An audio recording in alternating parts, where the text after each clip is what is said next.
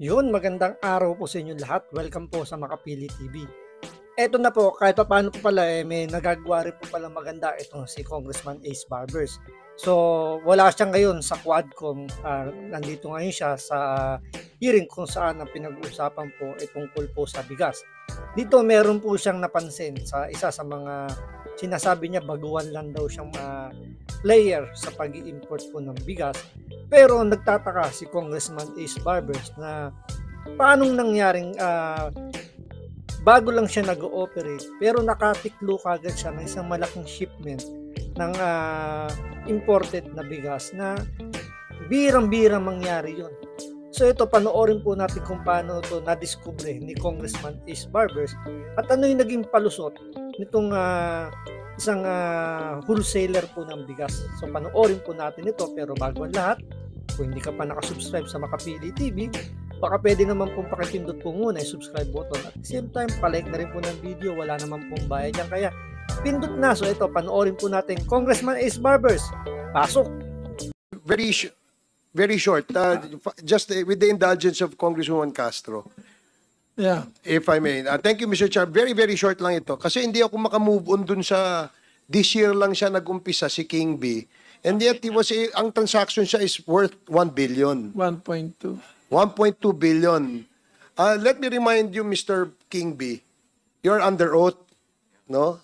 Totoo bang ngayong taong ka lang nag-umpisa na mag-import ng bigas? Opo, Your Honor. Ngayon lang taon po talaga. Okay. Are you in any way connected sa G4? No. You're not connected with G4? Hindi po, Your Honor. Sigurado ka ha? You are under oath, Opo, Your Honor. Mr. King B. So, gusto ko lang malaman kasi, Mr. Chair, sa dami ng importers, mukhang natatangi lamang ito si Mr. King B. I'm not questioning baka sakaling swerte ka lang, no? Kaya ikaw siguro ang pinakamalakas dito sa lahat na nag-i-import. But there's a question hanging on my head, Mr. Chair, on the issue, why was he able to get that much importation permits? Being a first-time player in the industry. Now, I will direct the question later on to Mr. Panganiban after Congresswoman Castro if I be given another chance, Mr. Chair. Chairman. And also, I noticed, Mr. Chair, in the documents that we have, wala hong sinubmit si Mr. King B. Did you submit your GIS, Mr. King B? Ano nangyari sa GIS? Yes, Your Honor. Yung King B meron, no? Yung G4, wala kang sinubmit? Sa G4 na GIS, wala kang sinubmit? Oo, ikaw. Wala po. Bakit wala kang sinubmit? Hindi naman po ako connected sa G4. Yun, that's what I want to hear, Mr. Chair. So, Mr. Chair, if given another chance later, I would like to ask the Chair to allow me to propound questions later on to Mr. Panganiban. Thank you, Mr. Chair, for that short Thank you. Chairman, Can you just to follow forgive? up, isa lang po. I just want to ask King B. Doon po sa tanong ni Chairman Barbers. Pwede po? Isa lang. Yes, sir. Sir, ganito po. Sabi mo ko, po, first time. Di ba? Itong 2024 ka lang pumasok sa Yes, Your Honor. importation. Yes, Your Honor. So, yung King B. Opo, Your Honor. But previously, Wala po, Your sa Honor. ibang company, wala. Wala po. So, you own King B. Yes, opo. Kailan po naitayo yung King B? Bali, nagka-permit po kami ng... No, not the permit sa SEC. Your Honor, Securities and Exchange Commission. Kailan po? 2022 po, Your Honor. March So, 2022 to 2023, this is the first time na nakapag-import ka. Yes, Your Honor. Previously, ano yung business ng King B? 2023, 22, 23, ano yung business niya?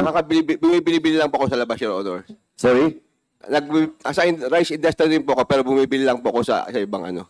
Bumibili ka sa local? Local, opo. Sa local? Ibang market, ibang imported rice din po, Your Honor.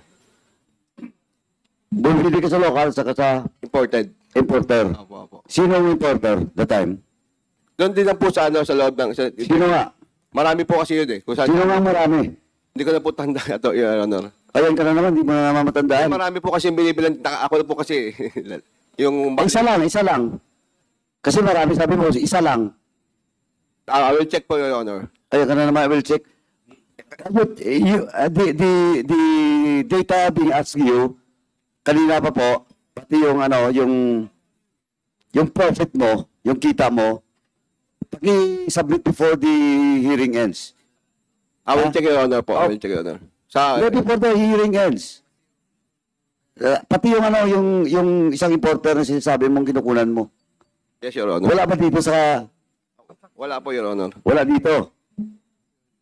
I will check po, Your Honor, at the record. Oh, so please, before the hearing ends.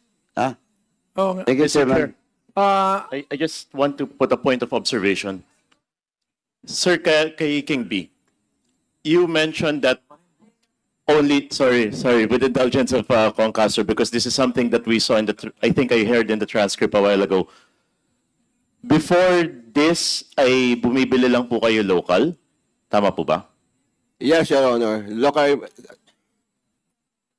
Ano po yung nasabi niyo a few minutes ago, or I think nung nag-interpolate tayo na you mentioned na no operations kayo?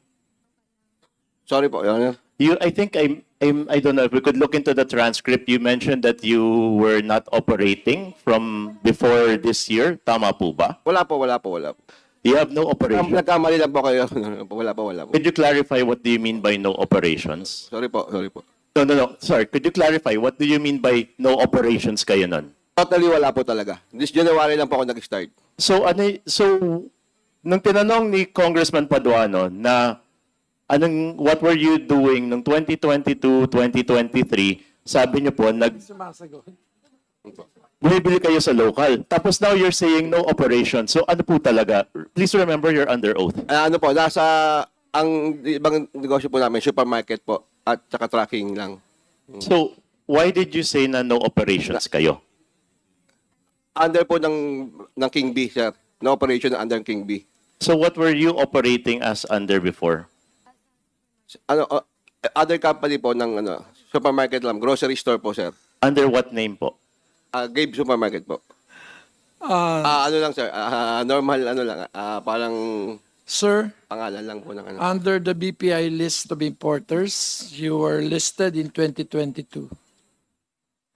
Opo, sir, naka-registered po yan, pero not operated po.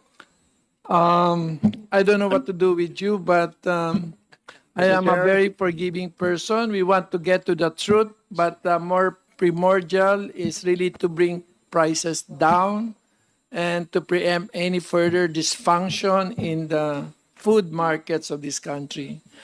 So, Dito medyo mabait itong si Salceda, parang medyo kung isip mo medyo duda.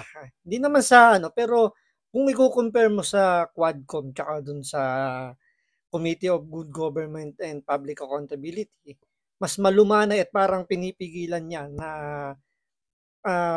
ma-elaborate pa ng sobra yung isinasagot ng mga resource person, at saka yung kung papansin ninyo yung kapag may mga congressman na gustong magtanong sa resource person nila is parang alam niyo yun, parang pinipigilan niya. Anyway, napansin lang naman natin yun. Pero ang punto ni Congressman Ace Barbers, mukhang may sabuatan between dito kay King B, yung resource person nila, at dun sa nag-i-issue ng importation permit, which is yung Bureau of Plant and Industry.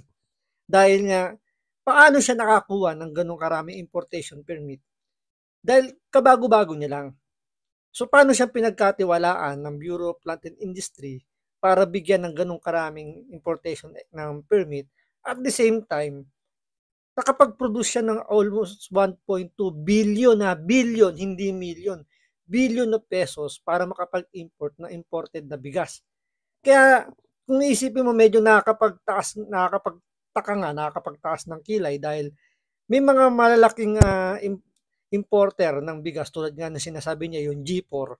Pero yun is parang established na talagang mga authorized na importer po ng imported na bigas.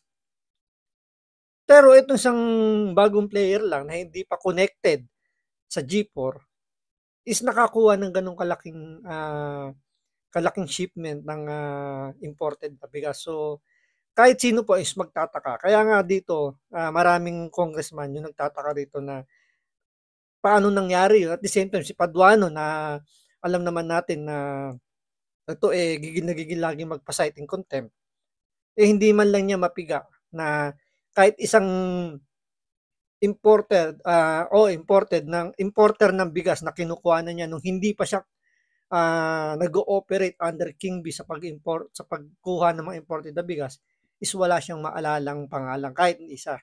So medyo nakakapagduda. Pero anyway, antayin po natin sa susunod na hearing po nitong House of Representatives tungkol sa bigas kung ano po yung matutuklasan nila dito sa King Bee. So maraming salamat sa panonood. Ingat po kayo lagi. God bless.